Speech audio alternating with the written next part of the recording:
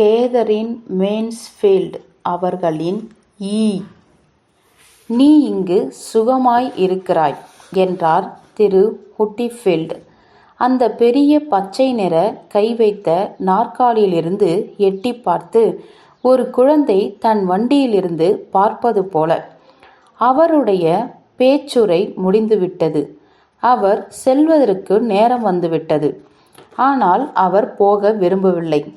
அவர் வேலையிலிருந்து விடுதலை பெற்ற பிறகு அவருக்கு பக்கவாதம் வந்ததிலிருந்து செவ்வாய்க்கிழமையை தவிர வேறெந்த நாளிலும் அவர் மனைவியும் மகள்களும் அவரை வீட்டை விட்டு செல்ல அனுமதிப்பதில்லை. செவ்வாயன்று நல்ல உடையணிந்து அந்த நாள் முழுவதும் வெளியே இருப்பதற்கு தயாராக இருப்பார். ஆனால் வெளியே என்ன செய்கிறார் என்று மனைவிக்கோ பெண்களுக்கோ தெரியாது. நண்பர்களை தொந்தரவு செய்தார் என்று கருதினார்கள். இருக்கலாம். இருந்தும் ஒரு மரம் தன் கடைசி இலையை பிடித்து கொள்வது போல நம் வாழ்வின் இன்பங்களை பிடித்து கொள்கிறோம். ஆஹா! திரு ஹூட்டிஃபீல்ட் சுருட்டு பிடித்து கொண்டு தன் முதலாளியை பொறாமையுடன் பார்த்து கொண்டிருந்தார். 5 வயது மூத்தவரான அந்த முதலாளி குண்டாக பளபளப்பாக இன்னும் வேலையில் இருந்து கொண்டு தன் நாற்காலியில் உருண்டு கொண்டிருந்தார். அவரை பார்ப்பதில் எவருக்கும் மகிழ்ச்சியாக இருக்கும்.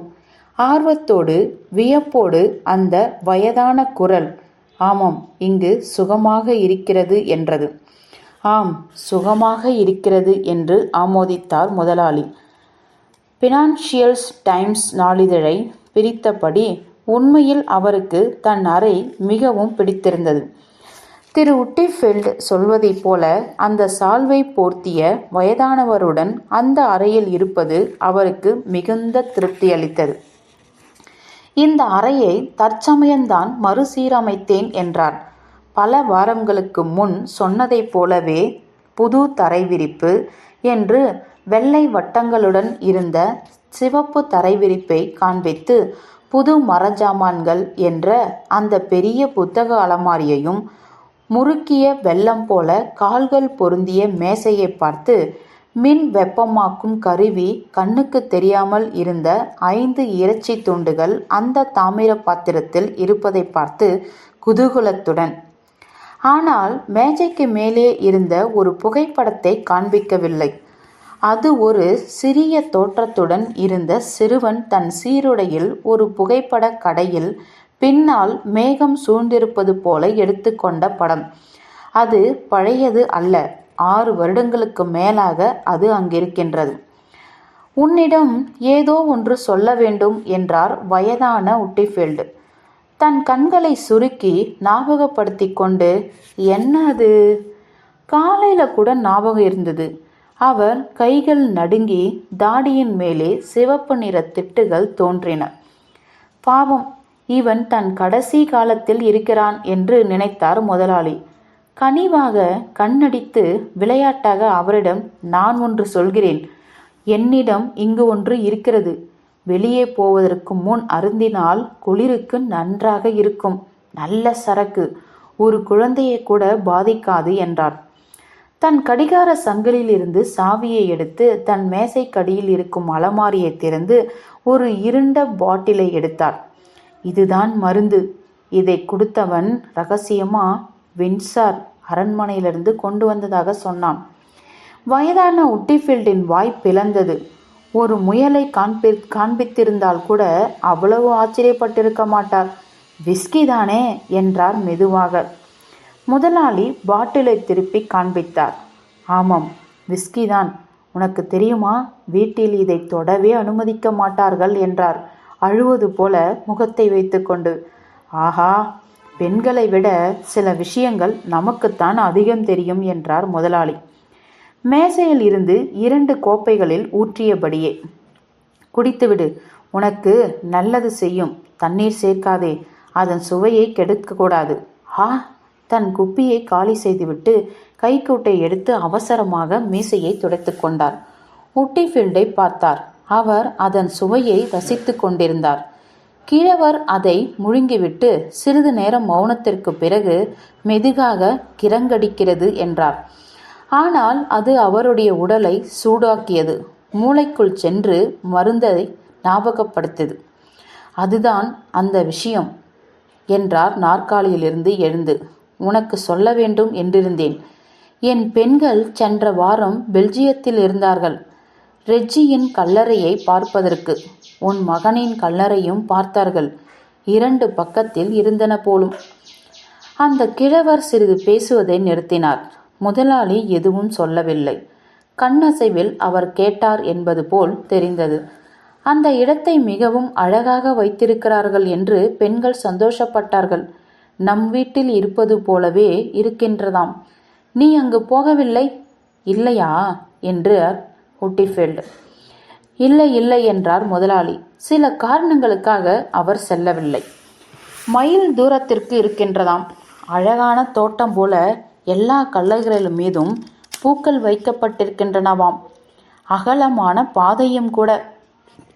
அவர் குரலிலிருந்து அகலமான பாதைகள் அவருக்கு பிடிக்கும் என்று தெரிந்தது. மறுபடியும் இடைவேளை வந்தது. பிறகு அந்த வயதானவர் பிரகாசமானார்.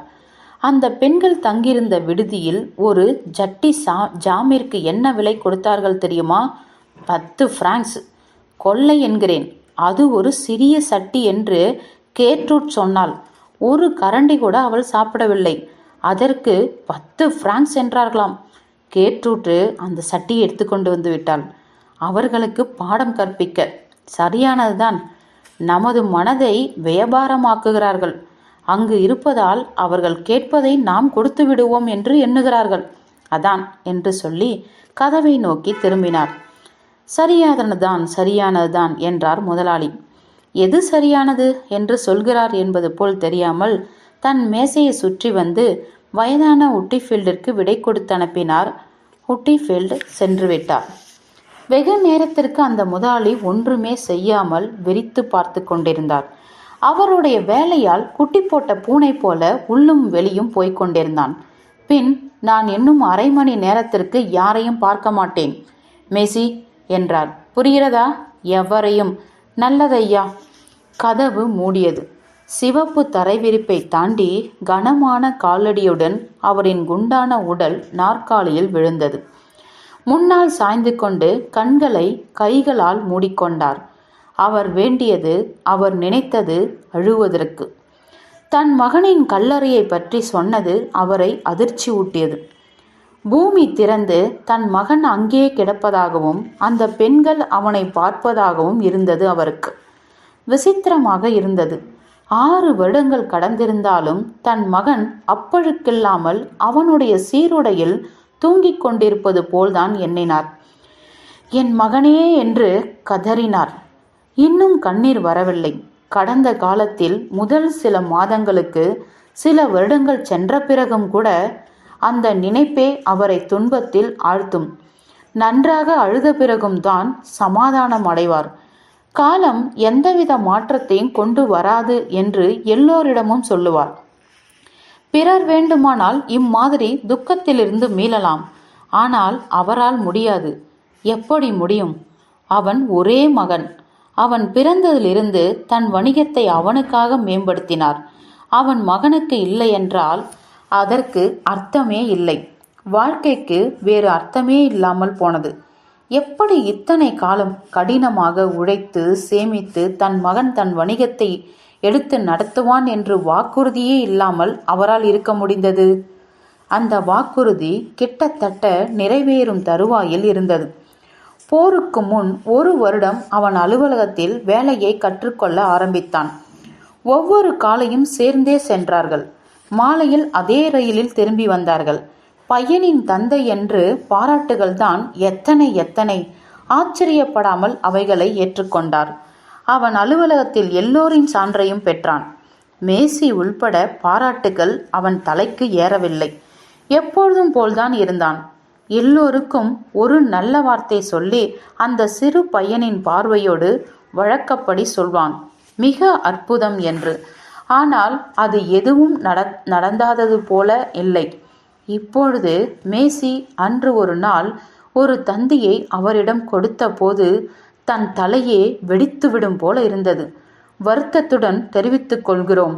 அந்த அலுவலகத்தை விட்டு செல்லும்போது சிதைவடைந்த வாழ்க்கையுடன் சென்றார்.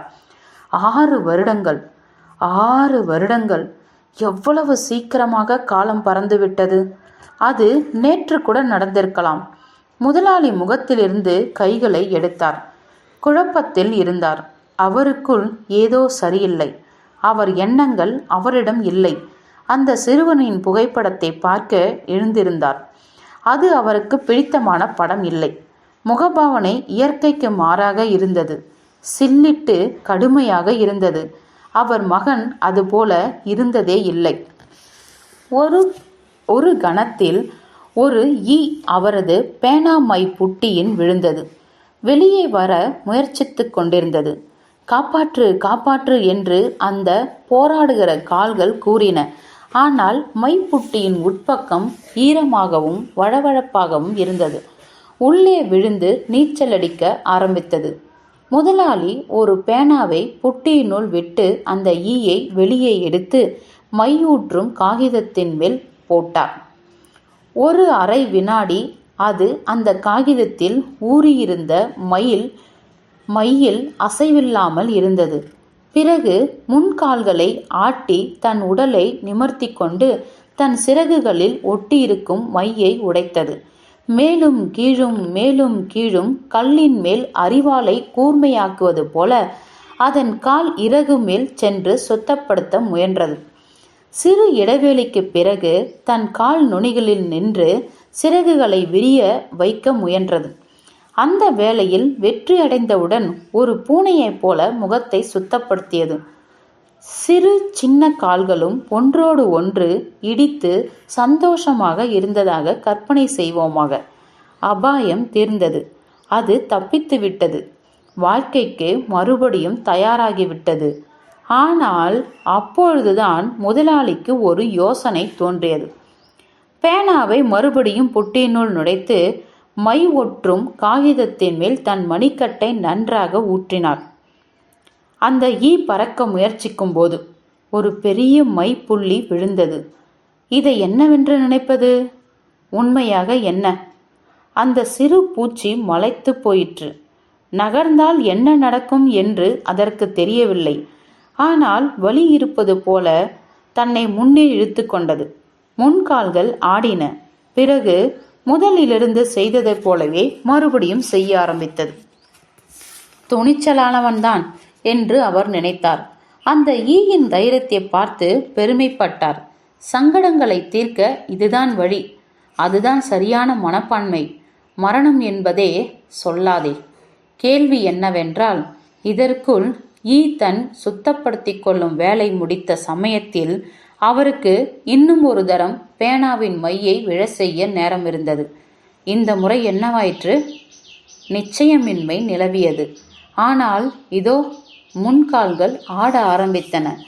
அவர் நிம்மதியடைந்தார். ஈயின் முகம் சாய்ந்து அதனிடம் தந்திரமான நீ என்றார். அதன் சிறகுகளை உணர வைக்க அவை மேல் ஊதக்கூட துணிந்தார். இருந்தும் அதன் அசைவில் இப்போது ஒரு சோர்வு இருந்தது. முதலாளி இன்னொரு முறை கடைசியாக மையை தூவுவதற்கு பேனாவை புட்டியினுள் நுழைத்தார். அதுதான் கடைசி. அந்த மை காகிதத்தில் இருந்த ஈயின் மேல் விழுந்தது. அதை நகர முடியாமல் செய்தது. பின்கால்கள் உடலில் ஒட்டி இருந்தன. முன்கால்களை காணவில்லை. எழுந்து வா, இதோ பார் என்றார் அவர். தன் பேனாவால் அதை தட்டினார். ஆனால் எதுவும் நடக்கவில்லை. நடக்கவும் முடியாது. அது இறந்திருந்தது. அவர் அதன் உடலை ஒரு காகிதம் கிழிக்கும் கத்தியினால் எடுத்து குப்பை தொட்டியில் போட்டார். தான் ஒரு பரிதாபத்துக்குரிய நிலையில் இருப்பதை உணர்ந்து பயப்பட்டார். முன்னே சென்று மேசியை அழைப்பதற்கு மணியை அடித்தார். புதிதாக மையூறும் காகிதம் கொண்டு வா, சீக்கிரமாக என்று ஆணையிட்டார். மேசி செல்லுகையில் தான் எதை பற்றி இதற்கு முன்னால் யோசித்து கொண்டிருந்தோம் என்று எண்ணினார். என்ன அது? அது தன் கைக்குட்டையை எடுத்து சட்டை கழுத்துப்பட்டையில் வைத்தார். அவரால் ஞாபகப்படுத்திக் கொள்ளவே முடியவில்லை. முற்றும்.